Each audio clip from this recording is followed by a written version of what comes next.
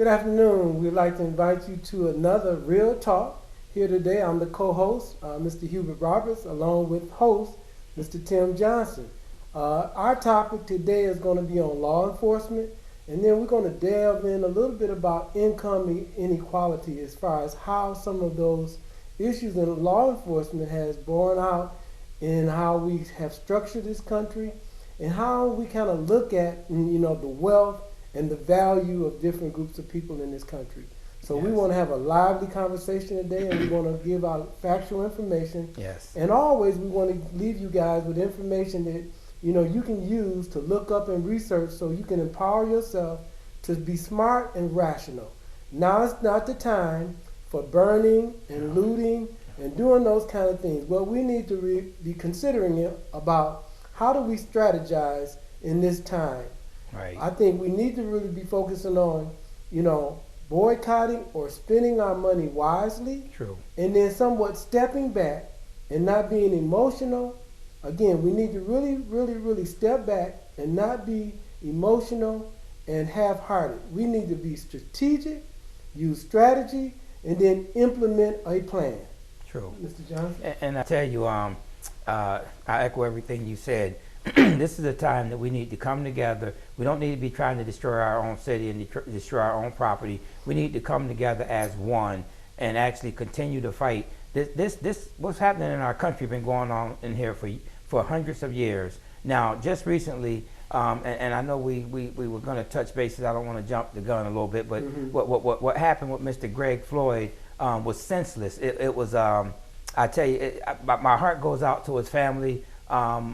It was just unexplainable to see how the police officer conducted himself, and I can sit here and tell anyone that is nowhere near any of our training manuals to treat somebody like that. And all of this, they're talking about reforming police policies and stuff. Those policies have been reformed over and over again. What we need to start doing is enforcing those policies and stop sugarcoating it. And the prosecutors need to start attaching the crime that goes along with what the officer does, instead of actually, I don't want to say maybe sugarcoating it, but instead of finding the officer either not guilty or finding the officer not at fault, or trying to find fault on the victim, being the person who got hurt, instead of putting the fault where it needs to be. And I'm thinking about that case that happened down in Georgia, where before the people came out and started really criticizing the law enforcement and the prosecutor officer down there for not prosecuting the father and son. Actually, they had did nothing. Those people walked the streets free after they literally just flat out killed somebody for just running through the neighborhood, jogging through the neighborhood, out for afternoon jog. This kind of stuff, it has to stop, and it's going to have to stop at the top. Trying to stop it at the bottom where the police officer at, it don't need to go there. It needs to start at the top where these laws is being made, and with prosecutors, whether all that stand your ground stuff, they're using that to their advantage when they kill somebody innocently. We need to start at the top and start breaking those laws down and holding the top people accountable, and I guarantee you to stop it then. And I think you make a good point, because when we understand the history of law enforcement in this country, it was designed and created to protect white property, which we as enslaved Africans were white property. And even today, what we have to really focus on is, as you said, about consequences for your behavior. There you go. And you being paid by that tax dollars. Right. A lot of times we get conflated in conversation when it's white and black, and we holler when we can't solve anything.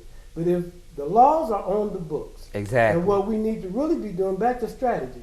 So you saying when you talk about a prosecutor or a police chief or any elected official, they have a responsibility. Right. So understanding what their responsibility and holding them to account for that responsibility, or removing them out of office. Right. I think so often that's what we have gotten back. We have really misguided our own power by being emotional and acting irrational, Right. as opposed Right. to making sure that we consolidate our people, our allies in our community, Right. where we can form alliances, Right. where we can focus on different measures, Right. policy-wise, Right. that we can get the outcome that we deserve. Right. Because most people want to be living freely. There you They go. don't want to be honey. No. Most poor people want to work. Right. More people don't want to be classified or profiled as the enemy or a criminal. That's true. Nobody wants that. That's true. But again, what happens a lot of times when we have low information and then we have provocateurs, there are people in our community.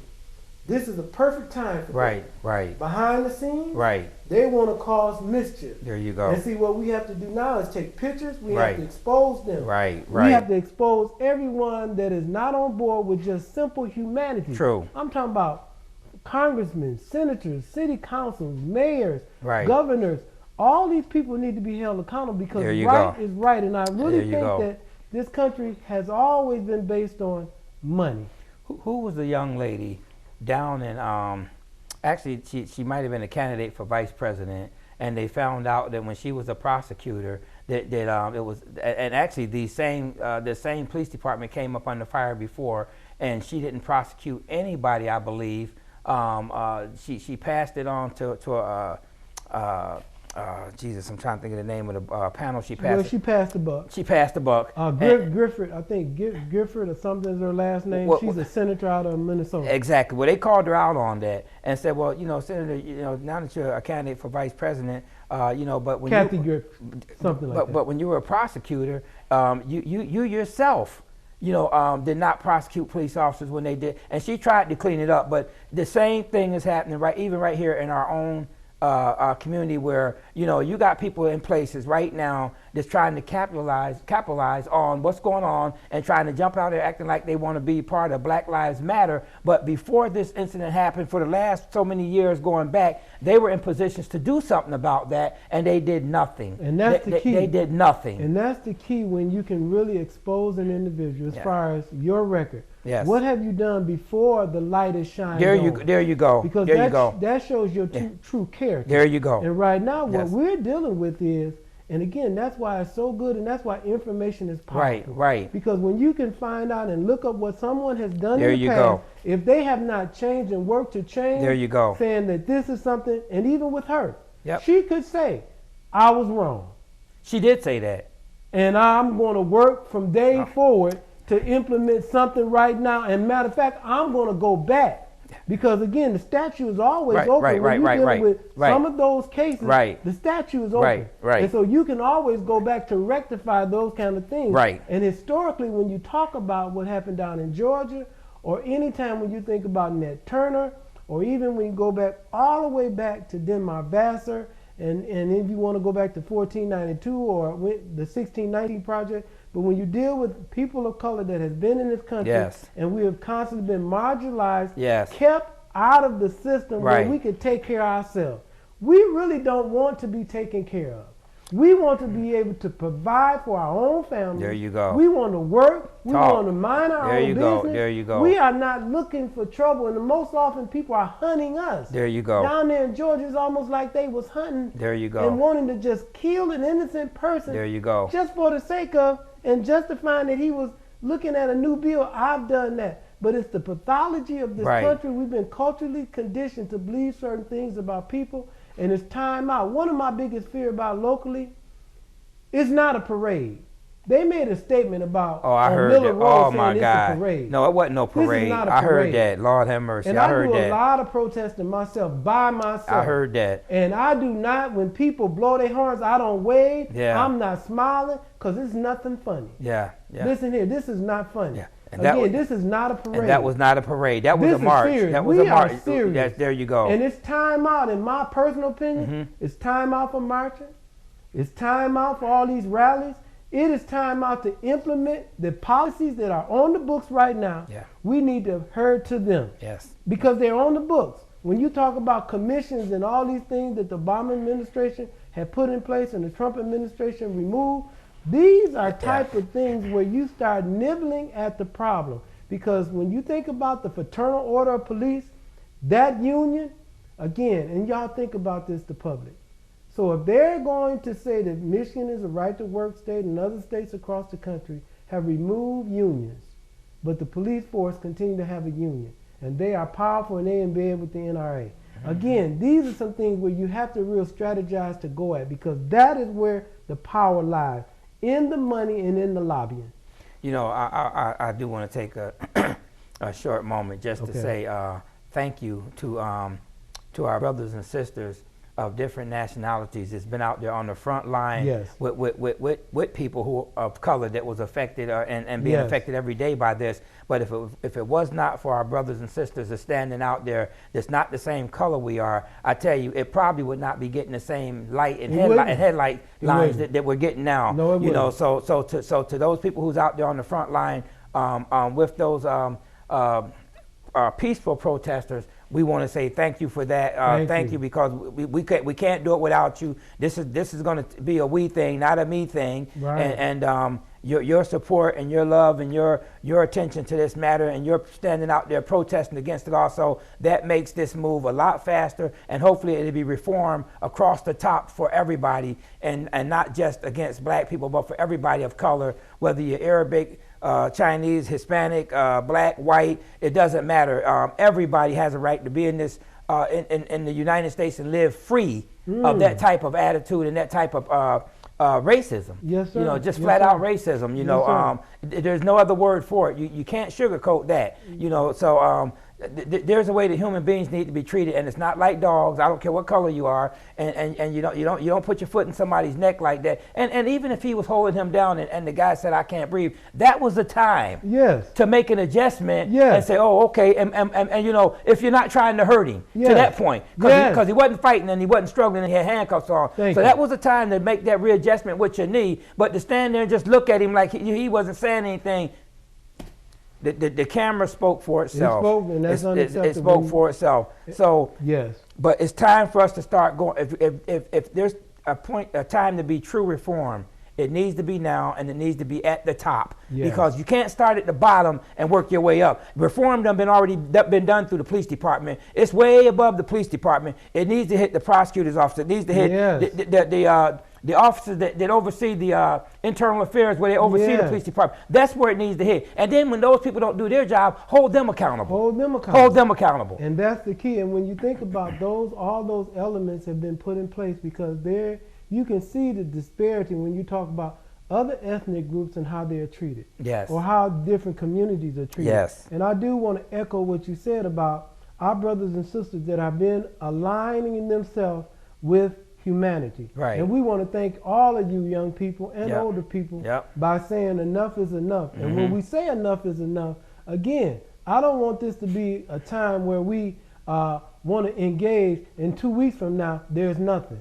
See, engagement, again, has to be a marathon. It's not a sprint. It's not a 60-yard dash. Right. And we have to be focused on the long game. Right. And so we really want to commend, and you other individuals can really go back to some of your communities and kind of help change some of the mentality of your grandparents and great-grandparents, because they have come up and they have been conditioned a way of thinking, a way of believing. I tell you, Hugh, if the people stood together the way they came together now, and what's going on around the world now, if they stood together like that every time a life was lost in this city and around this country, I tell you, we would have a lot more people still here today that's not here today because of what happened to them yesterday, being shot down in the streets for no reason at all.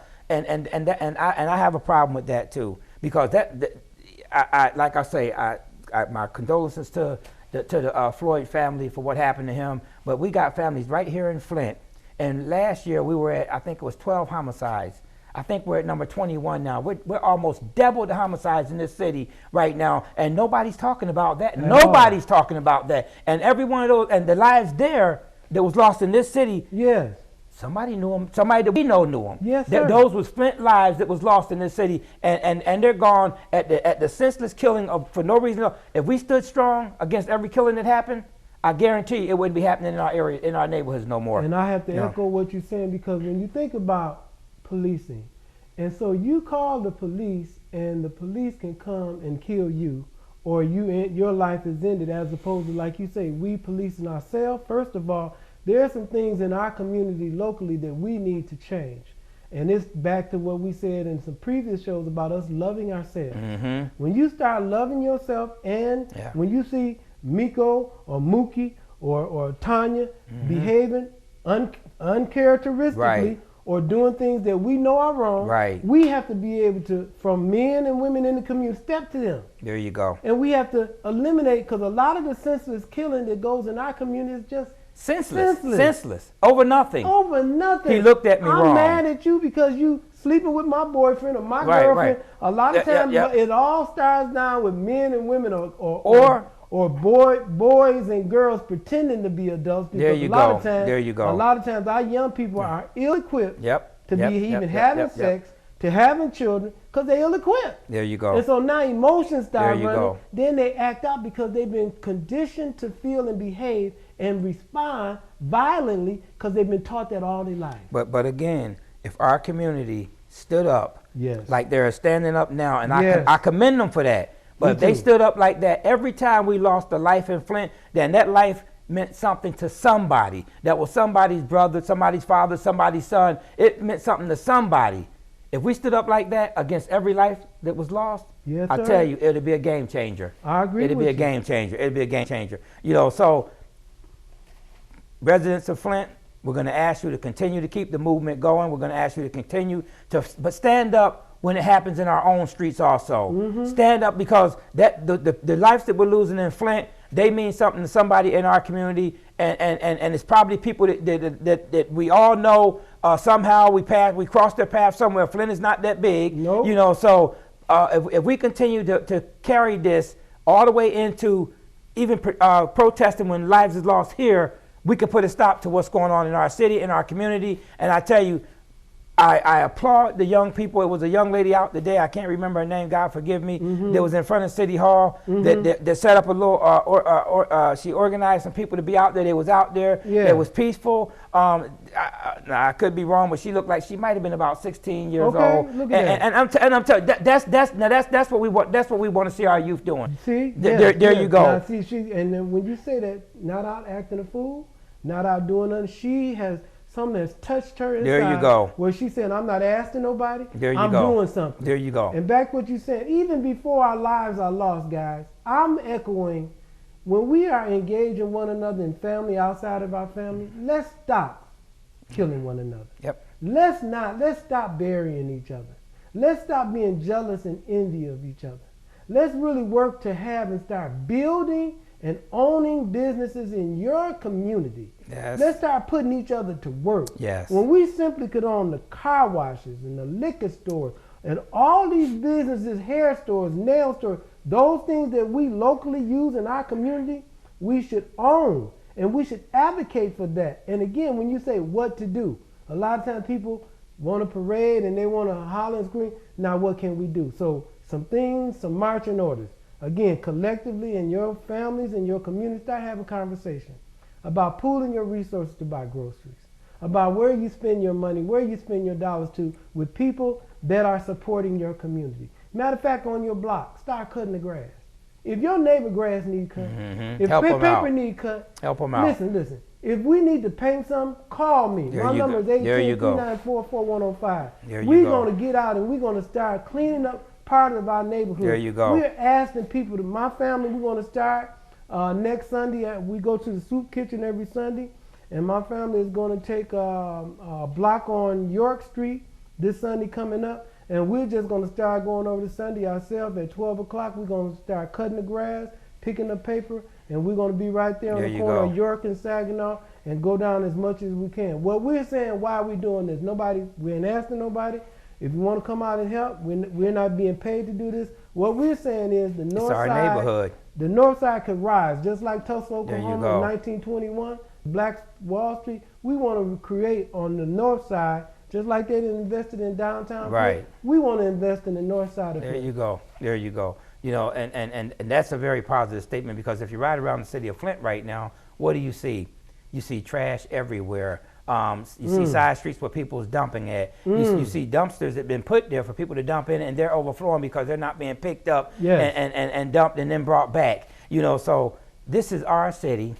And it's not going to change it's not going to change you until we get out there and we clean it up ourselves. And that means you don't have to be paid. Matter of fact, if you don't want to be paid, then don't throw the paper down in the street in the first place for somebody else to pick it up. Thank you know, you. so No, man. this is our city. So we have to take pride in where we live. And it's not going to get any better unless we do take pride and do just what Mr. Roberts said. And let's get out there. And if your neighbor's grass needs to be cut because your neighbor's sick and laying in the house and can't cut it, or maybe your neighbor don't even have a lawnmower to cut it. Or it's Mrs. Jones down the street that she don't have any younger kids and she's too old to get out there and push a lawnmower and don't have the income to pay somebody else to do it. Cut the lady's grass. Thank you. Look out for your neighbors. Yeah. You know, keep your neighbors lifted in prayer. You know, you'll be blessed for it in the long run. I love that. And again, I know Mr. Johnson can't, but I can.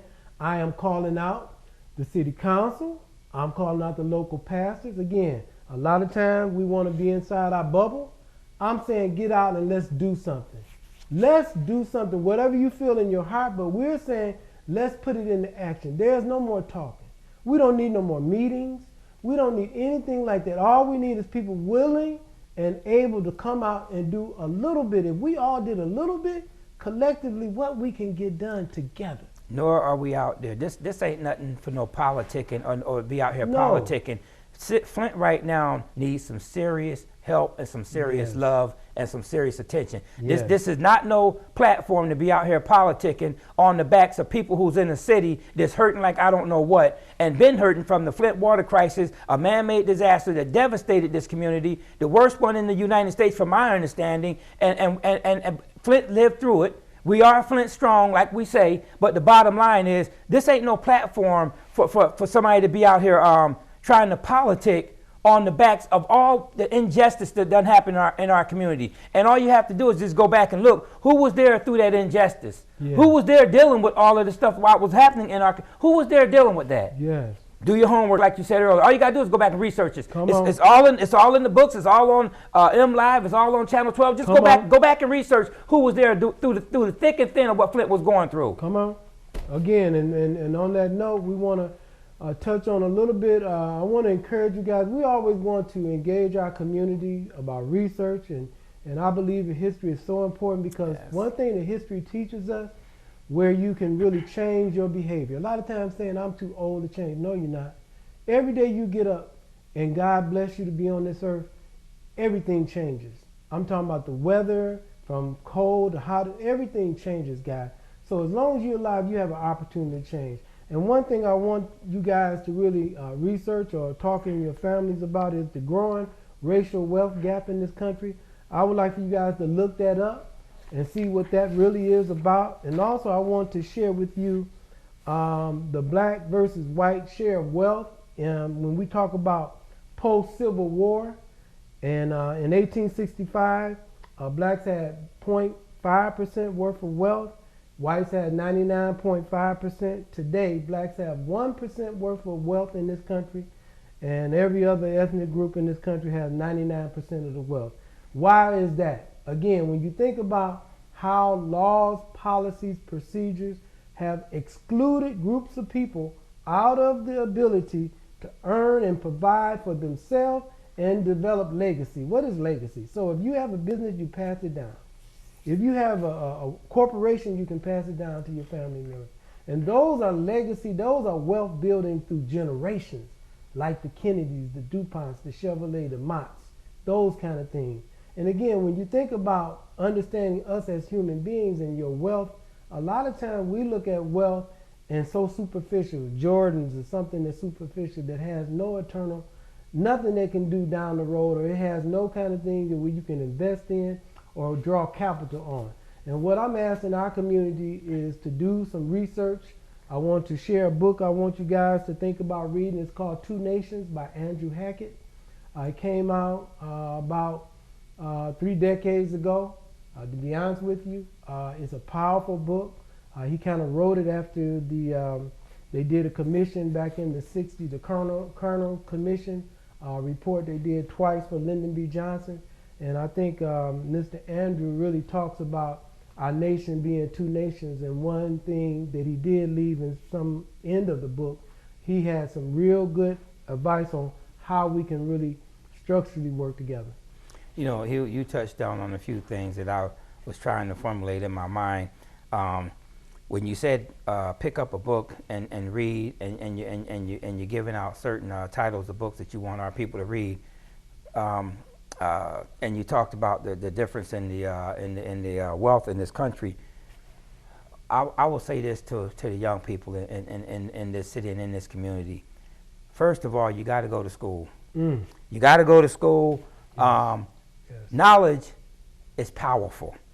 You can put a gun in your hand. You can put a lot of things in your hand. But what they cannot take, you can put money in your hand. But what they can't take away from you is knowledge. Knowledge is powerful, and the only way you can get knowledge is you have to research things. You have to be smart enough to go to school and be able to comprehend what you're reading. And that all comes. You cannot stay out of school, skip school, avoid school.